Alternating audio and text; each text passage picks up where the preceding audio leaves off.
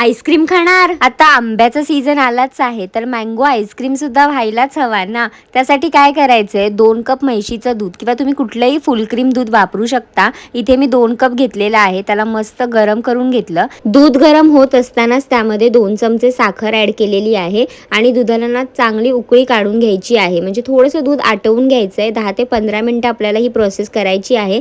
त्यानंतर आपल्याला एका वाटीमध्ये 1 चमचा कॉर्नफ्लोअर घालून त्याच्यामध्ये दूध घालायचं आणि ही स्लरी जी आहे ती दूध गरम होत असतानाच ऍड करायची. एखाद मिनिटभर ढवळून झाल्यावर गॅस बंद करायचा आणि दुधाला थंड होऊ द्यायचं, म्हणजे दूध छान दाटसर होतं. त्यानंतर इथे मी 2 आंबे घेतलेले आहेत, कट करून घेते. त्याचा पल्प आपल्याला वापरायचा आहे, म्हणून आपल्याला मस्त पल्पी मँगोज वापरायचे.